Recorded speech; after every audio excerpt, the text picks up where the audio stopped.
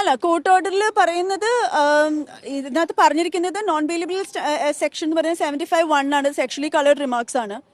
പക്ഷെ ഇതിനകത്ത് രസകരമായ കാര്യം എന്ന് പറഞ്ഞാൽ ഈ സെക്ഷലി കളേർഡ് റിമാർക്സ് ഏതാണെന്നുള്ളത് ആ റിമാൻഡ് റിപ്പോർട്ടിനകത്ത് പോലും കൊടുത്തിട്ടില്ലായിരുന്നു.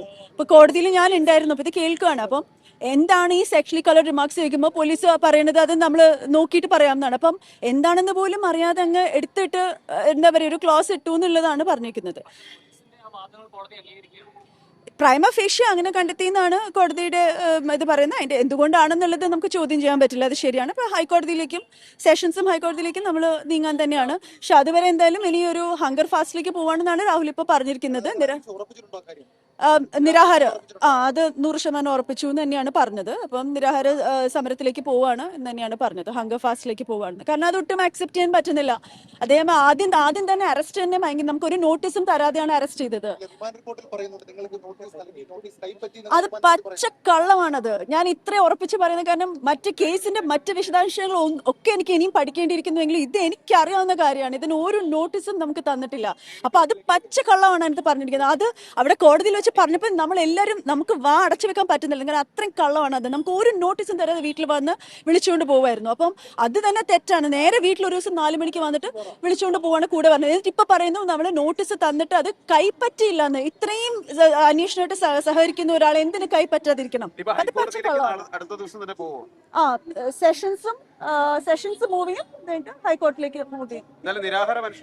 അത് 100% ഉറപ്പാണ്. നിരാഹാരം അനുഷ്ഠിക്കും എന്ന് പറയുന്നത് രാജേഷൻ അങ്ങനെ ചെയ്യുന്നതാണ് പറഞ്ഞിരിക്കുന്നത്. നിയമപരമായ കാര്യങ്ങൾ നേരിടും എന്നുള്ളതാണ് അല്ലേ?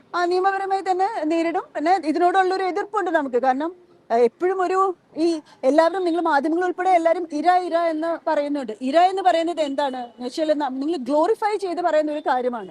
2 വ്യക്തികളാണ് ഇവിടെ ഉള്ളത്. ആ 2 വ്യക്തികളിൽ ശരിയും തെറ്റും 2 പേരുടെ ഭാഗത്തും ഉണ്ടാവും. അപ്പൊ ഒരാൾ എങ്ങനെ ഇരയായി മാറുന്നു, മറ്റൊരാൾ എങ്ങനെ? അപ്പം അതിന് എതിരെ സംസാരിച്ച ഒരാൾക്ക് ഇപ്പൊ ബെയിൽ പോലും റിജക്ട് ചെയ്യുന്ന രീതിയിൽ ജയിലിൽ ചെലവഴിക്കേണ്ടി വരുന്നു എന്നുള്ളതിനുള്ള എതിർപ്പാണ് ഈ നിരാഹാര സമരമായിട്ട് ചെയ്യുന്നത്. പൂജപ്പുര ജില്ലാ ജയിലിലേക്കാണ്.